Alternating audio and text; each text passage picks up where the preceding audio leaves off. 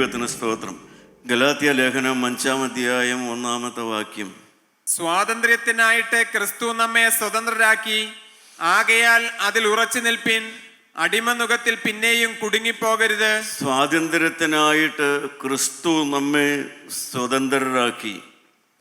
കർത്താവായ യേശുക്രിസ്തു ഒരു മനുഷ്യൻ്റെ ഉള്ളിൽ വന്നാൽ, അഥവാ ഒരു വ്യക്തി കർത്താവായ യേശുവിനെ രക്ഷിതാവും കർത്താവുമായി സ്വീകരിച്ചാൽ, അല്ല രക്ഷിക്കപ്പെട്ടാൽ, മനസാന്തരപ്പെട്ടാൽ, ആ മനുഷ്യന് കിട്ടുന്ന സ്വാതന്ത്ര്യമുണ്ട്. എന്താണ് ആ സ്വാതന്ത്ര്യം? ഏതാണ് ആ സ്വാതന്ത്ര്യം? ഒരു ഉദാഹരണം പറയാവോ? കർത്താവായ യേശുക്രിസ്തു എൻ്റെ ഹൃദയത്തിൽ വന്നതുകൊണ്ട് എനിക്ക് കിട്ടുന്ന സ്വാതന്ത്ര്യം, നിങ്ങൾക്ക് രക്ഷിക്കപ്പെട്ടവർക്ക് കിട്ടിയ സ്വാതന്ത്ര്യം, ഒരു ഉദാഹരണം പറയാവോ? അപ്പോസ്തലനായ വിശുദ്ധ പൗലോസ് റോമാലേഖനം 6-ാം അധ്യായത്തിൻ്റെ 19-ാമത്തെ വാക്യത്തിൽ പറയുന്നുണ്ട്, ഒരു ഉദാഹരണം പറയുന്നുണ്ട്.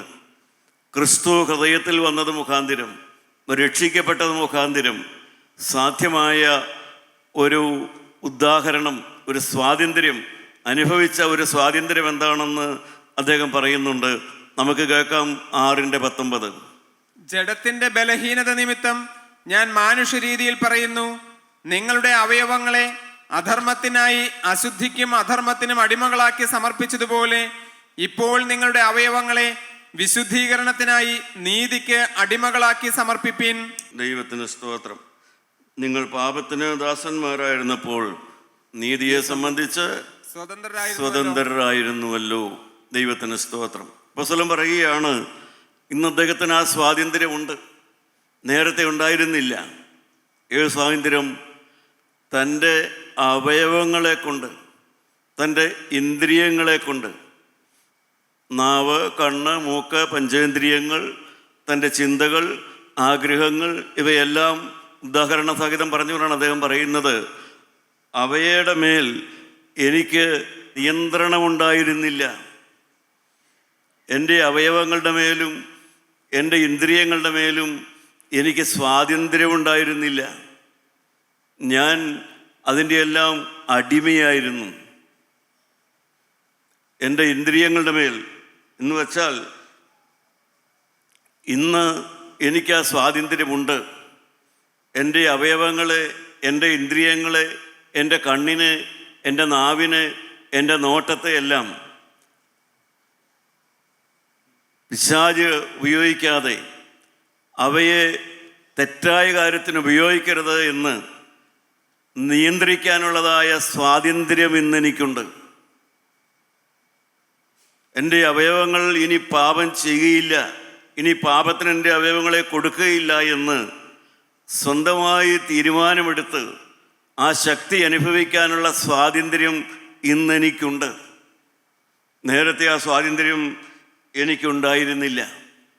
എന്നുവെച്ചാൽ പാപം വേണ്ട എന്ന് വയ്ക്കാനുള്ള സ്വാതന്ത്ര്യം ഇന്നെനിക്കുണ്ട്.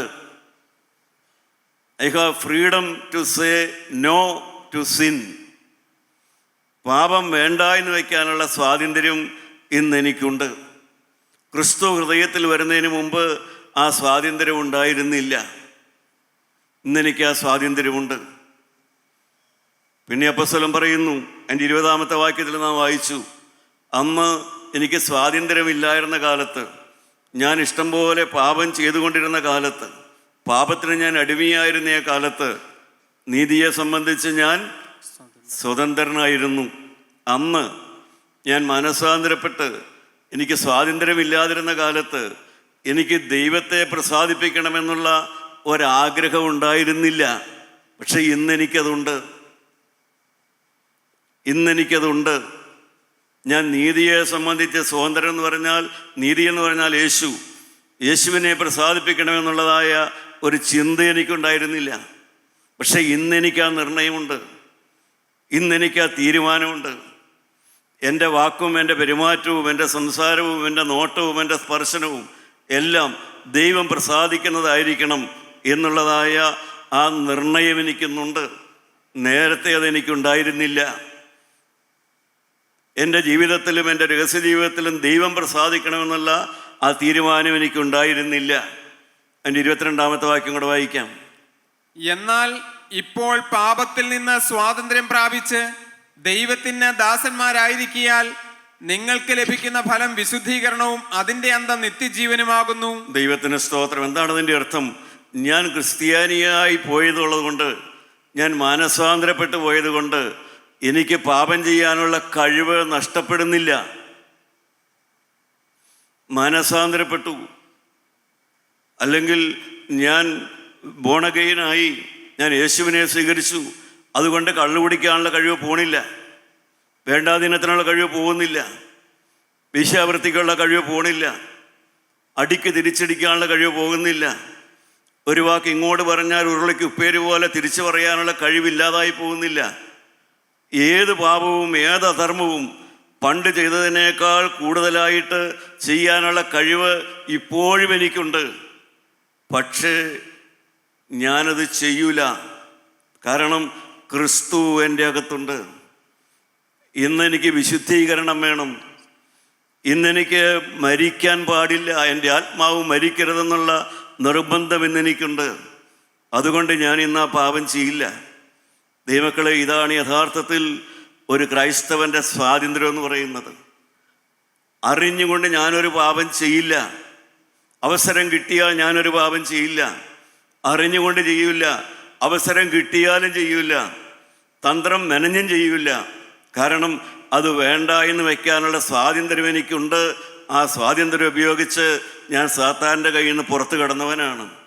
ഇനി ഞാൻ അവൻ്റെ കയ്യിലേക്ക് പോവുകയില്ല. പ്രിയപ്പെട്ട ദൈവമക്കളെ, ഓർക്കുക, ഇതാണ് സ്വാതന്ത്ര്യം എന്ന് പറയുന്നത്. ഒന്ന് ഇനിയുമുണ്ട്, നമുക്ക് പിന്നീട് ചിന്തിക്കാം.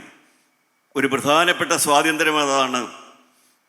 അന്നെനിക്ക് ദൈവത്തെ പ്രസാദിപ്പിക്കണമെന്ന ആഗ്രഹം ഉണ്ടായിരുന്നില്ല. എന്നാൽ ഇന്ന് ക്രിസ്തു എൻ്റെ മുമ്പിൽ നിൽക്കുന്നു. എൻ്റെ രഹസ്യജീവിതം ക്രിസ്തു പ്രസാദിക്കണം, എൻ്റെ വാക്കും പെരുമാറ്റവും ക്രിസ്തു പ്രസാദിക്കണം. യൗവനകാലത്ത് യൗവനമോഹങ്ങളാണ് അനേകരെ കീഴടക്കുന്നതെങ്കിൽ പ്രായമാകുമ്പോൾ മനുഷ്യൻ്റെ നാവാണ് അവനെ ഏറ്റവും കൂടുതൽ ദുഷിപ്പിക്കുന്നത്. യൗവനകാലത്ത് യൗവനത്തിൻ്റെ ഇച്ഛകളും വിചാരങ്ങളുമുണ്ട്. എന്നാൽ പ്രായമാകുമ്പോൾ നമുക്കറിയാം, നിയന്ത്രിക്കാൻ സാധ്യമല്ലാതെ പോകുന്ന അവയവം മനുഷ്യൻ്റെ നാവാണ്. മനുഷ്യൻ്റെ നാവാണ് മനുഷ്യൻ്റെ നിയന്ത്രണം വിട്ടുപോകുന്നത്. യൗവനകാലത്തുള്ള നിയന്ത്രണം പോലും വാർദ്ധക്യം വരുമ്പോൾ ഉണ്ടാവില്ല. അത്രയേറെ ദുഷ്ടതയുള്ള അവയവമാണ് മനുഷ്യൻ്റെ നാവ്. എല്ലാ അവയവങ്ങളെക്കാളും ചീത്ത അവയവമാണ് നാവ്. ദൈവമക്കളെ, രക്ഷിക്കപ്പെട്ടവരെന്നറിയപ്പെടുന്ന സഭ 1 യോഹന്നാൻ 3:15 രക്ഷിക്കപ്പെട്ട 1-ാം നൂറ്റാണ്ടിലെ സഭയിൽ വ്യാപരിച്ച ഒരു കൊലപാതക ആത്മാവുണ്ട്. അന്നത്തെ സഭയിൽ വ്യാപരിച്ച ഒരു കൊലപാതക ആത്മാവ് ഏതാണെന്ന് അപ്പോസ്തലനായ വിശുദ്ധ യോഹന്നാൻ പറയുന്നുണ്ട്. വായിച്ചു നോക്കാം. 1 യോഹന്നാൻ 3:15. സഹോദരന്മാരെ, ലോകം നിങ്ങളെ പകയ്ക്കുന്നുവെങ്കിൽ ആശ്ചര്യപ്പെടരുത്. നാം മരണം വിട്ട് ജീവനിൽ കടന്നിരിക്കുന്നു എന്ന് സഹോദരന്മാരെ സ്നേഹിക്കുന്നതിനാൽ നമുക്കറിയാം. ദൈവത്തിന് സ്തോത്രം. പ്രിയപ്പെട്ടവരെ, സഹോദരന്മാരെ സ്നേഹിക്കുന്നതിനാൽ നമുക്കറിയാം. സഹോദരനെ സ്നേഹിക്കാത്തവൻ മരണത്തിൽ വസിക്കുന്നു. സ്നേഹിക്കാത്തവൻ മരണത്തിൽ വസിക്കുന്നു. സഹോദരനെ പകയ്ക്കുന്നവൻ എല്ലാം കൊലപാതകനാകുന്നു. യാതൊരു കൊലപാതകനിലും എന്തില്ല? നിത്യജീവൻ ഉള്ളിൽ വസിക്കുന്നില്ല. ദൈവമക്കളെ, ആ കാലം മുതൽ ക്രൈസ്തവ സഭയിൽ തന്നെ ഉണ്ടായ ഒരു കൊലപാതക ചിന്തയാണത്. മനുഷ്യനെ ശാരീരികമായി കൊല്ലുന്ന കൊലപ്പുള്ളികളുണ്ട്, മനുഷ്യനെ ആത്മീയമായി കൊല്ലുന്ന പൈശാചുണ്ട്. എന്നാൽ തൻ്റെ കൂടെയുള്ള സഹോദരനെയും സഹോദരിയെല്ലാം തൻ്റെ കൂടെ കൂട്ടായ്മ ആചരിക്കുന്ന ദൈവമക്കളായ സഹോദരങ്ങളെ മാനസികമായി കൊന്നുകളയുന്ന, അവരെക്കുറിച്ച് പരദൂഷണവും അപദൂഷണവും അത് പരത്തി ഉള്ളതും ഇല്ലാത്തതും പറഞ്ഞ് ആ സഹോദരങ്ങളെ കൊന്നുകളയുന്ന ഒരു കൊലപാതക ചിന്ത ആ കാലത്തുണ്ടത്. പരദൂഷണത്തിൻ്റെ കൊലപാതകാത്മാവ്. അവൻ ദൈവരാജ്യത്തിലുണ്ടാവില്ല. കുറ്റം പറയുന്നവൻ ദൈവരാജ്യത്തിലുണ്ടാവില്ല. ദൈവമക്കളെ, ഓർത്തു നോക്കുക. വേണമെങ്കിൽ സ്നേഹത്തിൻ്റെ രാജ്യത്ത് ജീവിക്കാം. വീട്ടുകാരെ സ്നേഹിക്കാം, സ്വന്തം വീട്ടിലുള്ളവരെ സ്നേഹിക്കാം, വേണമെങ്കിൽ അവരെ ദ്വേഷിച്ചും കാലങ്ങൾ കഴിച്ചുകൂട്ടാം. സ്വന്തം കൂട്ടായ്മയിലുള്ളവരെ സ്നേഹിച്ച് ജീവിക്കാം, വേണമെങ്കിൽ പകച്ചും കുറ്റം പറഞ്ഞും ജീവിക്കാൻ കഴിച്ചുകൂട്ടാം. അതെല്ലാം മനുഷ്യൻ തന്നെത്താൻ തീരുമാനിക്കണം. ഏതാണ് ഞാൻ സ്നേഹത്തിൽ ജീവിക്കണമോ അതോ ഞാൻ പിണക്കത്തിൽ കഴിയണമോ എന്നുള്ളത് നമ്മുടെ നാവിനെ നാം പരിശോധിക്കണം. നമുക്കറിയാം, വിശുദ്ധിയോടെ ജീവിക്കാൻ മനുഷ്യന് അസാധ്യമായ കാര്യമല്ല. നമുക്കറിയാം, പഴയ നിയമത്തിലെ യൗസേപ്പ് തൻ്റെ 17-ാമത്തെ വയസ്സിൽ സഹോദരന്മാരാൽ വെറുക്കപ്പെട്ടു. 13 കൊല്ലം ജയിലിൽ കിടന്നു. 30-ാമത്തെ വയസ്സിൽ മിസ്രൈമിലെ മന്ത്രിയായി. ഒരു അശുദ്ധി ചെയ്യാൻ കൂട്ടുനിൽക്കില്ല എന്ന് പറഞ്ഞു. ഒരു വേണ്ടാദിനത്തിന് തന്നെ കിട്ടില്ല തീരുമാനിച്ചു. അങ്ങനെ ജയിലിൽ കിടന്നു. 13 കൊല്ലം അവിടെ കിടന്നു. 30-ാമത്തെ വയസ്സിൽ ആരായി തീർന്നു? മിസ്രൈമിലെ മന്ത്രിയായി തീർന്നു. 110-ാമത്തെ വയസ്സിലാണ് മരിക്കുന്നത്. അപ്പോൾ 80 കൊല്ലക്കാലം മിസ്രൈമിലെ മന്ത്രിയായി ജീവിച്ചിട്ടും തന്നെ പൊട്ടക്കിണറ്റിലിട്ട തൻ്റെ 11 സഹോദരന്മാർക്കെതിരെ ഒരു വാക്കുപോലും മിണ്ടിയില്ല.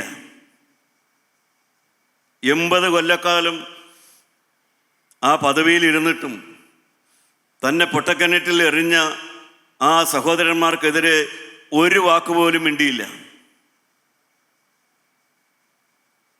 ഒരു സ്വപ്നമുണ്ടായിരുന്നു, അത്രയേ ഉണ്ടായിരുന്നുള്ളൂ. ഒരു സ്വപ്നമുണ്ടായിരുന്നു. ഈ ലോകത്തിലൊരു പദവി സ്വപ്നമായിരുന്നില്ല അത്. തൻ്റെ മരണം അടുത്തപ്പോൾ ഓർത്തു. ഇസ്രായേൽ മക്കളുടെ പുറപ്പാടിൻ്റെ കാര്യം ഓർത്തു. തൻ്റെ അസ്ഥികളെക്കുറിച്ച് കൽപ്പന കൊടുത്തു. താനൊരു വിശ്വാസിയാണെന്നുള്ള കാര്യം മക്കളോട് പറഞ്ഞു. എൻ്റെ അസ്ഥി ചുവന്നുകൊണ്ട് പോകണം, കാരണം ഞാനൊരു വിശ്വാസിയാണ്. സ്വന്തം ജീവിതം കൊണ്ട്, അപ്പൻ്റെ ജീവിതം കൊണ്ട് മക്കൾക്ക് മനസ്സിലായിരുന്നു അപ്പനൊരു വിശ്വാസിയാണെന്ന്.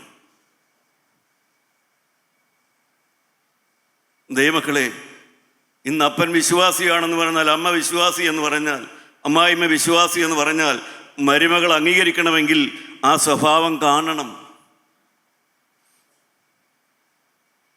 യാക്കോബ് താനൊരു വിശ്വാസിയാണെന്ന് പറഞ്ഞപ്പോൾ സ്വന്തം മക്കൾ അത് അംഗീകരിച്ചു. കാരണം അപ്പൻ്റെ ജീവിതത്തിൽ അത് കണ്ടു. ദൈവമക്കളെ, സാധിച്ചു. നാവിന് നിയന്ത്രണമുള്ള ഒരു ഭരണാധികാരിയായി 80 കൊല്ലക്കാലം മിസ്രൈമിലെ മന്ത്രിയായി. ഞാൻ എന്നോട് തന്നെ ചോദിക്കുക, എനിക്ക് പ്രസംഗിക്കാനറിയാം, എനിക്ക് സാക്ഷ്യം പറയാനറിയാം, എനിക്ക് പറഞ്ഞു കൊടുക്കാനറിയാം, പക്ഷെ എനിക്ക് സംസാരിക്കാനറിയാവോ? ആരുടെയും കുറ്റം പറയാതെ സംസാരിക്കാൻ എനിക്കറിയാവോ? ഒരു പരദൂഷണം പറയാതെ, ആരുടെയും കുറ്റം പറയാതെ സംസാരിക്കാൻ നിനക്കറിയാവോ? സഹോദരിമാരെ, നിങ്ങൾക്കറിയാവോ? ഒരു വ്യക്തിയെക്കുറിച്ച് കുറ്റം പറയാതെ സംസാരിക്കാൻ നിങ്ങൾക്കറിയാവോ? സഹോദര, നിനക്കറിയാവോ? നിനക്ക് പ്രസംഗിക്കാനറിയാം, നിനക്ക് സാക്ഷ്യം പറയാനറിയാം, പക്ഷേ കുറ്റം പറയാതെ ഒരു വ്യക്തിയെക്കുറിച്ച് സ്നേഹത്തോടെ, എന്നാൽ അവനിൽ ഇന്നൊരു പ്രശ്നമുണ്ട്, അത് സംസാരിക്കാൻ നിനക്കറിയാവോ? ദൈവമക്കളെ, അതുകൊണ്ടാണ് ഞാൻ പറഞ്ഞത്, സ്വാതന്ത്ര്യമില്ല, നാവ് കെട്ടപ്പെട്ടതാണ്. യാതൊരു കൊലപാതകനും ദൈവരാജ്യത്തിൽ ഉണ്ടാവുകയില്ല. കാരണം അകത്ത് ദൈവരാജ്യം വന്നിട്ടില്ല. മാമോദീസ വാങ്ങിയ ക്രിസ്ത്യാനിയായി ഹൃദയത്തിൽ യേശുവില്ലാതെ ജീവിക്കുന്നു. അതുപോലെ തന്നെ രക്ഷിക്കപ്പെട്ടു എന്ന് വാഗൊണ്ട് പറയുന്നു, പക്ഷേ ദൈവരാജ്യം ഹൃദയത്തിലില്ല. ദൈവമക്കളെ, നാം ഇന്ന് ചില തീരുമാനങ്ങളൊക്കെ എടുക്കണം. നാം നിർണായകമായ ചില തീരുമാനങ്ങളൊക്കെ എടുക്കണം. കാരണം നാം രക്ഷയുടെ മക്കളാണ്, നാം വിശ്വാസികളാണ്, നാം വിശുദ്ധ ജീവിതത്തിന് വേണ്ടി തീരുമാനമുള്ളവരാണ്. നമുക്കെന്താണ് വേണ്ടത്? കർത്താവിൻ്റെ മുമ്പിൽ പവിത്രമായ ഒരു ജീവിതം വേണം, പാവനമായ ഒരു ജീവിതം വേണം. ഞാനത് പറഞ്ഞുകൊണ്ടിരിക്കുമ്പോൾ തന്നെ നിങ്ങൾക്ക് പ്രാർത്ഥിച്ചുകൊണ്ടിരിക്കാൻ വേണമെങ്കിൽ, ദൈവത്തിൻ്റെ സ്തോത്രം, സ്വർഗത്തിലെ പ്രാവേ എൻ്റെ നാവിന്മേലൊന്ന് വന്നിരിക്കണമേ എന്ന് ആവശ്യക്കാർക്ക് പ്രാർത്ഥിക്കാൻ മേലെ. എൻ്റെ പ്രിയപ്പെട്ടവരെ, പ്രാർത്ഥിക്കാം. ബോധമുള്ളവർക്ക് പ്രാർത്ഥിക്കാം. സ്വന്തം നാവിന് നിയന്ത്രണമില്ലല്ലോ. ഞാനും എൻ്റെ ഭാര്യയും, ഞാനും എൻ്റെ ഭർത്താവും, ഞാനും എൻ്റെ അമ്മായിമ്മയും, ഞാനും എൻ്റെ മരുമകളും കൂടെ ഇരുന്ന് സംസാരിച്ചാൽ വീട്ടിൽ കലഹം വരുന്നല്ലോ. പ്രസംഗിക്കാൻ അറിയാം, പാട്ട് പാടാൻ അറിയാം, സാക്ഷ്യം പറയാൻ അറിയാം, എല്ലാം അറിയാം, പക്ഷേ തമ്മിൽ സംസാരിക്കാൻ അറിയാൻ മേല. ഒരുവനെ ബഹുമാനിച്ചുകൊണ്ട് സംസാരിക്കാൻ അറിയാൻ പാടില്ല. സ്വന്തം ഭാര്യയെ ബഹുമാനിച്ചുകൊണ്ട് ഭാര്യയെക്കുറിച്ച് പറയാൻ ഭർത്താവിന് അറിഞ്ഞുകൂടാ. ബഹുമാനിക്കാനൊന്നുമില്ലെന്നാണ് പറയണേ. ഭർത്താവിനെ ബഹുമാനിച്ചുകൊണ്ട് സംസാരിക്കാൻ ഭാര്യയ്ക്ക് പറഞ്ഞുകൂടാ. ഓരോ ദൈവവേല ചെയ്യുന്ന ശുശ്രൂഷകന്മാരെ ബഹുമാനിച്ചുകൊണ്ട് സംസാരിപ്പാൻ അറിഞ്ഞുകൂടാ. എൻ്റെ പ്രിയപ്പെട്ടവരെ, ഇതിൻ്റെ എല്ലാം പിന്നിലുള്ളതായ വേദന മനസ്സിലാക്കണം. ഇതിനെല്ലാം പിന്നിലുള്ളതായ ത്യാഗം മനസ്സിലാക്കണം.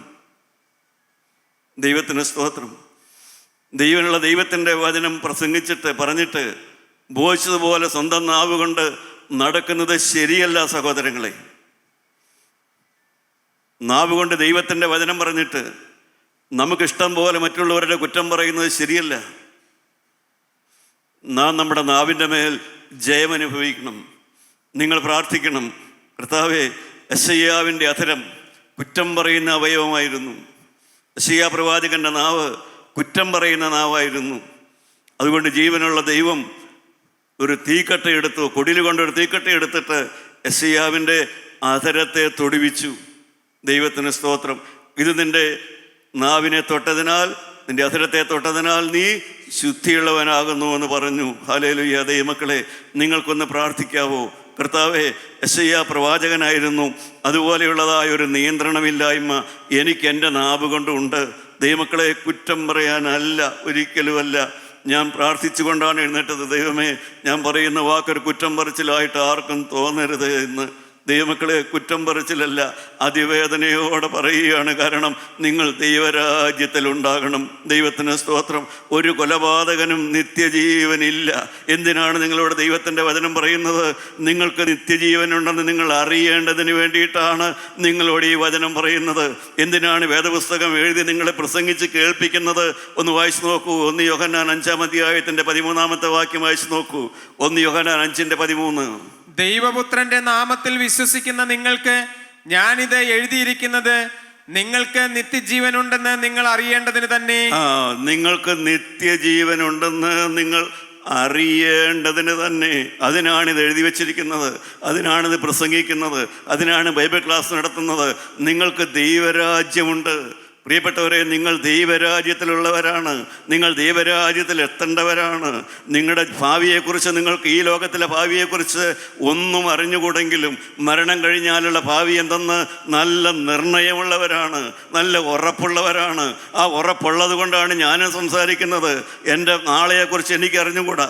നാളെ 1 കൊല്ലം കഴിയുമ്പോൾ എന്ത് സംഭവിക്കുമെന്ന് എനിക്ക് അറിഞ്ഞുകൂടാ. പക്ഷേ എൻ്റെ മരണം കഴിഞ്ഞാൽ എന്ത് സംഭവിക്കുമെന്ന് എനിക്കറിയാം. എനിക്കെങ്ങനെ അറിയാം? വേദപുസ്തകത്തിലുണ്ട്, ദൈവത്തിൻ്റെ വചനത്തിലുണ്ട്. കർത്താവായ യേശുവിൻ്റെ രക്തത്താൽ ഞാൻ രക്ഷിക്കപ്പെട്ടവനാണ്. അവൻ്റെ രക്തത്താൽ എൻ്റെ പാപത്തിന് കഴുകൽ കിട്ടിയവനാണ്. ഞാൻ കൃപയുടെ സന്തതിയാണ്. ഞാൻ പാപമോചനം പ്രാപിച്ചവനാണ്. ഞാൻ കൃപയിൽ ശരണപ്പെട്ടവനാണ്. ശരണത്താലേ നിൻ കൃപയിൽ ഞാൻ ആശ്രയിച്ചവനാണ്. യേശു എന്നെ കഴുകിയതാണ്. ഹല്ലേലൂയ. ദൈവമക്കളെ, അതുകൊണ്ടെല്ലാം തികഞ്ഞവനെന്നുള്ളതല്ല. എനിക്ക് ആത്മാർത്ഥമായ ആഗ്രഹം ഒന്നേ ഉള്ളൂ, എൻ്റെ യേശുവിനെ പ്രസാദിപ്പിക്കണം. അറിഞ്ഞുകൊണ്ടൊരു തെറ്റ് ചെയ്യരുത്, അറിഞ്ഞുകൊണ്ട് ആരെയും വിധിക്കരുത്, അറിഞ്ഞുകൊണ്ട് ആരെയും മാറ്റരുത്. ഹല്ലേലൂയ. ദൈവമക്കളെ, നിങ്ങൾക്കൊന്ന് പ്രാർത്ഥിക്കാവോ? എങ്കിൽ നിങ്ങളുടെ മേൽ ആ പ്രാവ് ഇപ്പോൾ തന്നെ വന്ന് പറന്നിരിക്കും. പരിശുദ്ധാത്മാവെന്ന പ്രാവേ, എൻ്റെ മേലൊന്ന് പറന്നു വരണമേ എന്നൊന്ന് പ്രാർത്ഥിച്ച് നോക്കുക. ദൈവമക്കളെ, നിങ്ങളുടെ വായിൽ നിന്ന് വരുന്ന വാക്കിനനുസരിച്ച് പ്രവർത്തിക്കുന്ന ഒരു ദൈവമുണ്ട്. നിങ്ങൾ യേശുവുള്ളവരാണെങ്കിൽ, നിങ്ങൾ ആത്മാർത്ഥതയുള്ളവരാണെങ്കിൽ, നിങ്ങളുടെ വായിൽ നിന്ന് വരുന്ന വാക്ക് കേട്ട് പ്രവർത്തിക്കുന്ന ഒരു ദൈവമുണ്ട്. ആ ദൈവം പരിശുദ്ധാത്മാവാകുന്ന പ്രാവ് നിങ്ങളുടെ മേൽ തന്നെ വന്നിരിക്കും. ഹല്ലേലൂയ. ഒരു തീപ്പരി എൻ്റെ മേൽ വീഴണമേ എന്ന് സഹോദരങ്ങളെ നിങ്ങളൊന്ന് പ്രാർത്ഥിച്ച് നോക്കൂ. നിങ്ങളുടെ മേൽ ആ തീപ്പരി വരുന്നത് നിങ്ങൾക്ക് അനുഭവിക്കാൻ സാധിക്കും. Hallelujah, hallelujah, hallelujah. ദൈവവേദനയെ കാരണം ആത്മാവാണ് ഇവിടെ പ്രവർത്തിക്കുന്നത്. നിങ്ങളെ കഴുകുകയാണ്. നിങ്ങൾക്ക് നിത്യജീവനുണ്ട് എന്ന് നിങ്ങൾ അറിയുന്നതിന് വേണ്ടിയിട്ടാണ് ഇത് എഴുതുന്നത്, ഇത് പ്രസംഗിക്കേണ്ടത്. ഇന്ന് മരിച്ചു കഴിഞ്ഞാൽ നാളെ നിങ്ങൾ ദൈവരാജ്യത്തിൽ ഉണ്ടാകേണ്ടവരാണ്. പ്രിയപ്പെട്ടവരെ, നിങ്ങൾ നിസ്സാരന്മാരല്ല. നിങ്ങൾ ഭയപ്പെട്ട് മാറേണ്ടവരല്ല. കുറ്റം പറഞ്ഞ് നശിക്കേണ്ടവരല്ല. പരദൂഷണം പറഞ്ഞ് അപവാദം പറഞ്ഞ് തീർന്നു പോകേണ്ടവരല്ല. നിങ്ങൾ ദൈവത്തിൻ്റെ മക്കളാണ്. വില കൊടുത്ത് മേടിച്ച മക്കളാണ്. കാൽവരിയുടെ സന്തതികളാണ്. ക്രിസ്തുവിൻ്റെ രക്തത്താൽ വീണ്ടെടുക്കപ്പെട്ടവരാണ്. എൻ്റെ പ്രിയപ്പെട്ടവരെ, നമുക്കൊരു സൈന്യമായിട്ട് എഴുന്നേറ്റ് നിൽക്കാം.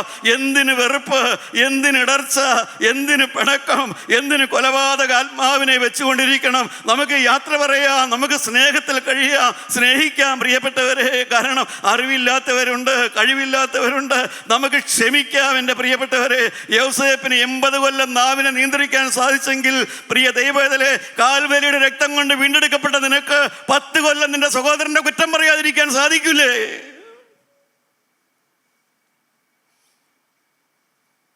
സ്വന്തം ഭാര്യയുടെ, സ്വന്തം അപ്പൻ്റെ, അമ്മയുടെ കുറ്റം പറയാതെ 1 കൊല്ലം ജീവിച്ചിരിക്കാൻ പറ്റൂലേ? ഒരു തീരുമാനം എടുത്ത് നോക്ക് പ്രിയപ്പെട്ടവരെ. 1 കൊല്ലത്തേക്ക് ഞാൻ എൻ്റെ അമ്മായിമ്മയുടെ കുറ്റം പറയൂല. അല്ലെങ്കിൽ ഒരു മാസത്തേക്ക് ഞാൻ എൻ്റെ മരുമകളുടെ ഒരു കുറ്റം പറയൂല. നിങ്ങൾ സമർപ്പണം എടുത്ത് നോക്ക്. സമർപ്പണം എടുത്താൽ ദൈവമക്കളെ, എന്താണ് ദാനിയേലിലും യൗസേപ്പിലും എല്ലാം നാം കാണുന്നത്? എന്താണ് നാം കാണുന്നത്? അവരുടെ മേലുണ്ടായിരുന്ന ശക്തി എന്താണ് പ്രിയപ്പെട്ടവരെ? കാരണം അവർക്ക് ഒരു സമർപ്പണമെടുത്താൽ പിശാചിന് കീഴടങ്ങാത്ത ഒരു ശക്തി അവരുടെ മേൽ വ്യാപരിച്ചിരുന്നു. പിശാചിന് കീഴടങ്ങാത്ത ഒരു ശക്തി അവരുടെ മേൽ വ്യാപരിച്ചിരുന്നു. കാരണം എന്താ? അവരെല്ലാം ചെറുപ്പക്കാര്. പിശാചിന് കീഴടങ്ങാത്ത ഒരു ശക്തി. ദൈവമക്കളെ, ആ ശക്തിയെക്കുറിച്ചാണ് ഞാൻ പറയുന്നത്. നിങ്ങളുടെ മേലെ വ്യാപരിക്കണം. പിശാചിന് കീഴടങ്ങാത്ത ഒരു ശക്തി, കുറ്റം പറയാത്ത ഒരു നാവ്. ഈ വചനം കേൾക്കുന്ന നിങ്ങൾ ഓരോരുത്തരും ഒരു തീരുമാനമെടുക്കണം. കർത്താവേ, 1 മാസത്തേക്ക് ഞാൻ എൻ്റെ ഭവനത്തിൽ ആരുടെയും കുറ്റം പറയൂല. എൻ്റെ വീട്ടിലുള്ളവരുടെയും കുറ്റം പറയൂല. യഹോവ നല്ലവനെന്ന് രുചിച്ചറിയ പ്രിയപ്പെട്ടവരെ. മറിച്ച് അവരെ സ്നേഹിച്ച് നോക്ക്, അവരെ പ്രോത്സാഹിപ്പിച്ച് നോക്ക്, സ്നേഹിച്ച് നോക്ക്. അപ്പോൾ അറിയാം വ്യത്യാസം. ഇരുളും പകലും പോലെ വരുന്ന വ്യത്യാസം. കുറ്റം പറഞ്ഞാൽ ആർക്കും ഒരു ഗുണം കിട്ടുകയില്ല. യോസേപ്പിന് സാധിച്ചു. 80 കൊല്ലം മന്ത്രിയായിരിക്കെ ഒരു മനുഷ്യൻ്റെയും കുറ്റം പറയാതെ ജീവിച്ചു. ദൈവമക്കളെ, നിങ്ങൾക്കറിയാമല്ലോ, ശൗൽ രാജാവിനെ അഭിഷേകം ചെയ്തത് ആരാണ്? ശമൂവേൽ പ്രവാചകനാണ്. ദാവീദിനെ അഭിഷേകം ചെയ്തത് ആരാണ്? ശമൂവേൽ പ്രവാചകനാണ്. 2 പേരെയും അഭിഷേകം ചെയ്ത പ്രവാചകൻ ഒരാൾ തന്നെ. 2 പേരുടെയും തലയിൽ വീണ തൈലക്കൊമ്പ് ഒരാളുടെ തന്നെ. 2 പേരെ അഭിഷേകം ചെയ്തത് ഒരാൾ തന്നെ. പക്ഷേ ശൗൽ എവിടെ എത്തി? ദാവീദ് എവിടെ എത്തി? ശൗൽ എവിടെ എത്തി? ദാവീദ് എവിടെ എത്തി? അഭിഷേകം ചെയ്തവൻ്റെ പ്രത്യേകത കൊണ്ടാണോ? അഭിഷേകം ചെയ്തവൻ്റെ തൈലക്കൊമ്പിൻ്റെ പ്രത്യേകത കൊണ്ടാണോ? അല്ല. ശൗലിൻ്റെ ഹൃദയം നോട്ട് എ കൾട്ടിവേറ്റഡ് ഹാർട്ട്, ഉഴുതുമറിക്കാത്തൊരു ഹൃദയമായിരുന്നു. കലപ്പ കയറാത്തൊരു ഹൃദയമായിരുന്നു. ഒരു തകർന്ന ഹൃദയം ശൗലിന് കിട്ടിയില്ല. അഭിഷേകം ചെയ്ത ഒരാളൊന്ന്. എൻ്റെ പ്രിയപ്പെട്ടവർ, അതുകൊണ്ട് നിങ്ങളെ മാനസാന്തരപ്പെടുത്തിയ വ്യക്തി ആരായിരുന്നാലും ഒരേ വ്യക്തി തന്നെയായിരിക്കാം നിങ്ങളെ മാനസാന്തരപ്പെടുത്തിയത്. നിങ്ങൾക്ക് അനുഭവങ്ങളെ തന്നത് എല്ലാം ഈ കൂട്ടായ്മയിൽ തന്നെയായിരിക്കാം. നിങ്ങൾക്ക് തന്നത് ഒരു വ്യക്തിയായിരിക്കാം. ആ വ്യക്തി അനുഗ്രഹിക്കപ്പെട്ടവനായിരിക്കാം. ശമൂവേൽ അനുഗ്രഹിക്കപ്പെട്ടവനായിരുന്നു. അതുകൊണ്ട് ശൗൽ അനുഗ്രഹിക്കപ്പെടുകയില്ല. സഹോദരാ, നിനക്ക് വാഗ്ദത്തം തന്നവൻ അനുഗ്രഹിക്കപ്പെട്ടവനാ. അതുകൊണ്ട് മാത്രം നീ അനുഗ്രഹിക്കപ്പെടുകയില്ല. നിന്റെ തലമേൽ കൈവച്ചവൻ അനുഗ്രഹിക്കപ്പെട്ടവനായിരിക്കും. അതുകൊണ്ട് നീ അനുഗ്രഹിക്കപ്പെടുകയില്ല. ശമൂവേൽ അനുഗ്രഹിക്കപ്പെട്ടവനാ. അതുകൊണ്ട് ശൗൽ അനുഗ്രഹിക്കപ്പെടുകയില്ല. കാരണം ശൗലിൻ്റെ ഹൃദയം ദുഷ്ടതയുള്ളതാണ്. ദൈവമക്കളെ, നാം എന്താണ് വേണ്ടത്? നിങ്ങൾ പ്രാർത്ഥിക്കണം, സമർപ്പണം എടുക്കണം. അപ്പോൾ ആ ശക്തിയുടെ വ്യാപാരം ഉണ്ടാവും. നാം ഒരു സിനിമാ കോട്ടയിലല്ല ഇരിക്കുന്നത്. നാം ഒരു സിനിമാശാലയിലാണ് ഇരിക്കുന്നതെങ്കിൽ നമ്മളിൽ വ്യാപരിക്കുന്നത് വേറൊരു ശക്തിയായിരിക്കും. സിനിമ കണ്ടിട്ടുള്ളവർക്കറിയാം, നമ്മളിൽ ഒരു പിശാചിൻ്റെ തലോടലായിരിക്കും, അധമവികാരങ്ങളായിരിക്കും നമ്മളിൽ ഉണ്ടാവുക. പക്ഷേ ഇപ്പോൾ നാം ദൈവത്തിൻ്റെ വചനത്തിന് മുമ്പിലാണ് വന്നിരിക്കുന്നത്. നാം തീയുടെ നടുവിലാണ് ഇരിക്കുന്നത്. നമ്മളോട് സംസാരിക്കുന്നവൻ തീയാണ്. അവൻ തീ കൊണ്ട് ഉത്തരം തരുന്നവനാണ്. തീ കൊണ്ട് മറുപടി തരുന്നവനാണ്. ഹല്ലേലൂയ. ദൈവമക്കളെ, എന്നെ കേൾക്കുന്ന യുവാക്കന്മാരെ, നിങ്ങളും തീരുമാനിക്കുക. യോസേപ്പ് ഒരു തീരുമാനമെടുത്തു, ഞാൻ എന്നെ തന്നെ അശുദ്ധനാക്കുകയില്ല എന്ന്. 10 ദിവസം കഴിഞ്ഞപ്പോൾ ആ യൗവനക്കാരൻ്റെ മുഖത്ത് അതിൻ്റെ പ്രകാശം കാണുമാറായിരുന്നു.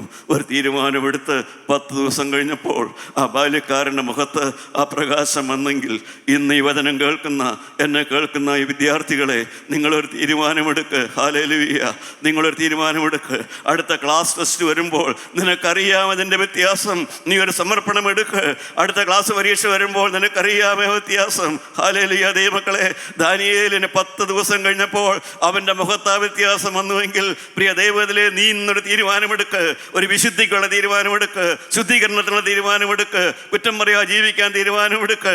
അടുത്ത പരീക്ഷയിൽ, അടുത്ത ഇൻ്റർവ്യൂ വരുമ്പോൾ നിനക്കത് രുചിച്ചറിയാൻ സാധിക്കും, നിനക്ക് അനുഭവിച്ചറിയാൻ സാധിക്കും.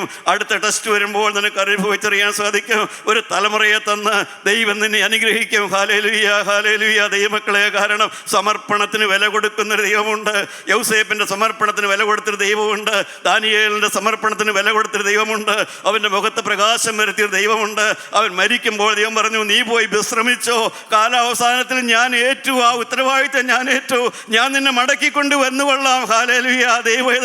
ദൈവം നിന്നെ തലോടിക്കൊണ്ടിരിക്കുകയാണ്. വേറെ ഒരു അശുദ്ധിയുടെ ആത്മാവല്ല വ്യാപരിക്കുന്നത്, സ്നേഹത്തിൻ്റെ ആത്മാവാണ് വ്യാപരിക്കുന്നത്. കർത്താവിൻ്റെ തലോടലാണ് നിങ്ങൾ അനുഭവിക്കുന്നത്. പ്രാവ് പറന്നു വരികയാണ് ദൈവമക്കളെ. ഒരു ബുദ്ധി നിങ്ങളുടെ ഹൃദയത്തിലേക്ക് ബുദ്ധിയുടെ പ്രവേശിക്കുകയാണ്. പരിശുദ്ധാത്മാവ് നിങ്ങളുടെ ഹൃദയത്തെ പ്രകാശിപ്പിച്ചു കൊണ്ടിരിക്കുകയാണ്. നിങ്ങൾ വിശ്വസിക്കുക പ്രിയപ്പെട്ടവരെ, ഒരു വിശുദ്ധിയോട് നിങ്ങൾക്ക് സ്നേഹം വരികയാണ്. എനിക്ക് വിശുദ്ധനാകണം, എനിക്ക് പാപം വേണ്ട, എനിക്ക് അധർമ്മം വേണ്ട, എനിക്ക് കുശുമ്പ് വേണ്ട, എനിക്ക് കുന്നായ്മ വേണ്ട, എനിക്ക് പിണക്കം വേണ്ട, എനിക്ക് പിണങ്ങിക്കിടക്കണ്ട, എനിക്ക് തള്ളിക്കളയണ്ട, എനിക്ക് മർദ്ദിക്കണ്ട, എനിക്ക് ചേർത്ത് പിടിച്ചാൽ മതി. ഇവരെല്ലാം എൻ്റെ പ്രിയപ്പെട്ടവരാണ്, എൻ്റെ സ്വന്തമാണ്, എൻ്റെ രക്തത്തിൻ്റെ രക്തമാണ്, എൻ്റെ മാംസത്തിൻ്റെ മാംസമാണ്. ഇവരെല്ലാവരും കൂടെ ഞങ്ങൾ ഇരിക്കുമ്പോൾ ഞങ്ങൾ ആനന്ദം അനുഭവിച്ചിട്ടുണ്ട്. കഴിഞ്ഞ കാലത്ത് അവരെല്ലാം ഞങ്ങളുടെ കൂടെ ഉണ്ടായിരുന്നപ്പോൾ ഞങ്ങൾ ആനന്ദം അനുഭവിച്ചിട്ടുണ്ട്. കർത്താവേ, പണ്ടത്തെ പോലെ ഒരു നല്ല കാലം മടക്കി തരണമേ. ഹല്ലേലൂയ. ദൈവമേ, നിങ്ങൾ തീരുമാനിക്കൂ. ഒരു രോഗശാന്തിയുടെ ആത്മാവ് വ്യാപരിക്കുന്നുണ്ട്. രോഗത്തിന്റെ ആത്മാവ് മാറട്ടെ, രോഗശാന്തിയുടെ ആത്മാവ് വ്യാപരിക്കട്ടെ. പരിശുദ്ധാത്മാവേ, നീ ഏറ്റെടുക്കണമേ, ഈ ജനത്തെ സന്ദർശിക്കണമേ, ഈ ജനത്തിന് മേൽ ആത്മാവിനെ പകരണമേ, ഇവരുടെ ഹൃദയത്തെ ശുദ്ധീകരിക്കണമേ. സ്നേഹത്തിന്റെ ആത്മാവ് കടന്നു വരണമേ, ഐക്യത്തിന്റെ ആത്മാവ് കടന്നു വരണമേ, ഒരു മനസ്സിന്റെ ആത്മാവ് കടന്നു വരണമേ. കുടുംബങ്ങളിൽ ആത്മാവ് വ്യാപരിക്കണമേ. ഞങ്ങൾക്ക് പരദൂഷണത്തിന്റെ വ്യാപാരികളാകണ്ട. വരാൻ പോകുന്ന കൺമനുഷ്യന് മുമ്പായിട്ട് ഞങ്ങൾക്ക് പരദൂഷണത്തിൻ്റെ വ്യാപാരികളാകണ്ട. തീരുമാനിക്കുക. നമുക്ക് സ്നേഹത്തിൻ്റെ വ്യാപാരികളാകാം, നമുക്ക് സ്നേഹത്താൽ നിറയ്ക്കാം. തീരുമാനമുള്ളവർക്ക് കരങ്ങൾ ഉയർത്തി ദൈവത്തോട് പറയാം, ഹല്ലേലൂയ, ഹല്ലേലൂയ. കർത്താവേ, ഞാൻ പരദൂഷണത്തിൻ്റെ വ്യാപാരത്തിൽ നിന്ന് രക്ഷപ്പെടുകയാണ്. എനിക്ക് നീ മതി, എനിക്ക് യേശുവേ നീ മതി, എനിക്ക് വിശുദ്ധി മതി, എനിക്ക് പാപം കൂടെ ജീവിക്കാനുള്ള ആ സ്വാതന്ത്ര്യം ഞാൻ ഇന്ന് അനുഭവിക്കുന്നു. പാപത്തോട് യാത്ര പറയാനുള്ള സ്വാതന്ത്ര്യം ഞാൻ ഇന്ന് അനുഭവിക്കുന്നു. 10 ദിവസം കഴിയുമ്പോൾ ദൈവവേദലേ, നീ വരുമ്പോൾ നിനക്കറിയാം ദൈവം നിന്നെ തൊട്ടു എന്ന്, ദൈവം നിന്നെ സന്ദർശിച്ചു എന്ന്, ദൈവകൃപ വ്യാപരിച്ചു എന്ന്, ഹൃദയം മാറിയെന്ന്, അനുഭവങ്ങൾ ഉണ്ടായി എന്ന്, സ്വർഗത്തിൽ നിന്റെ പേര് എഴുതിയെന്ന്, ജീവന്റെ പുസ്തകത്തിൽ പേരുണ്ടായി എന്ന് നിനക്കറിയാം. ദാനിയേലിന് അടയാളം കൊടുത്ത ദൈവം നിനക്ക് അടയാളം തരട്ടെ, എനിക്ക് നിങ്ങൾക്ക് അടയാളം തരട്ടെ. ദൈവം അനുഗ്രഹിക്കട്ടെ. ദൈവനാമം മഹത്വപ്പെടുമാറാകട്ടെ.